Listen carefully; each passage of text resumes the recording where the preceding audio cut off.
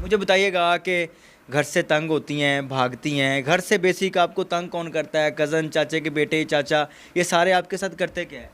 जी, मेरे सबसे बड़ा चाचू का बेटा अल्लाह निवास, हुँ, जिसकी वजह जो मेरी वजह बना घर से निकलने की। हुँ, हमारे भाई कोई नहीं है, हम सिर्फ 2 बहनें हुँ। हैं। मेरे अब्बू बचपन में फ़ौत हो चुके थे और मेरी अम्मी ने शादी मेरे चाचू के साथ कर ली थी। छोटी 4-5 साल की थी जब मेरे अब्बू फ़ौत हो गए थे।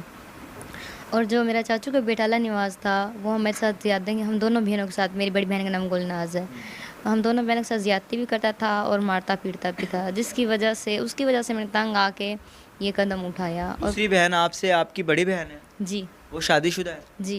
शादीशुदा आपके साथ रहती इकट्ठी रहती थी आप? जी, हम जब शादी से पहले तो वो मेरे साथ घर में रहती थी, शादी के बाद वो अपने घर रहती है, फिर मेरी शादी उधर हो गई थी, मैंने कोर्ट मैरिज कर ली अच्छा, थी। ये आपके चाचे का बेटा आप दोनों बहनों के साथ जिनसी ज़्यादती करता था। जी। आपने कभी रोका नहीं, कभी टोका नहीं कि इस तरह ना करो, आप कज़न हो, भाई हो, चाचा के बेटे हो? जी, उसे कई बार हमने कहने की कोशिश की, लेकिन मेरे उधर 8 चाचू हैं मेरे, जिन सबको पता था। वो कहता है मैं अपनी फैमिली का सबसे बड़ा हूँ, सब चाचुओं से भी बड़ा हूँ, सबसे बड़ा हूँ और उसके सामने बोलने की किसी की हिम्मत नहीं होती। यानी कि फैमिली में सबसे बड़ा है वो, जिसकी बेटी के साथ चाहे, जिसके साथ चाहे, वो गलत काम कर सकता है। उसके सामने कोई कुछ भी नहीं कहता। अल्लाह की ज़ात तो देख रही है, अल्लाह की अदालत तो लगनी है। उसके बाद क्या होता है, जिस शख्स से शादी होती है, लव मैरिज करती हैं, कैसे प्यार होता है, कैसे शादी होती है, फिर वही शख्स जो आपका मजाजी खुदा होता है, वो कैसे आपको आगे बेचता है। मेरी दोस्त एक थी जिसने मेरा राब्ता कराया था मेरे शौहर के साथ, जिसका नाम है मोहम्मद शफ़ीक के साथ। तो उसने कहा ये एक अच्छा इंसान है, तुम इससे शादी कर लो, इसके साथ तुम्हारी ज़िंदगी अच्छी गुजरेगी और तुम्हें इस मुसीबतों से जान छूट जाएगी। और शादी से पहले मेरा सिर्फ़ 1 माह पहले उससे राब्ता हुआ था, शादी मेरी को 8 माह हो गए हैं।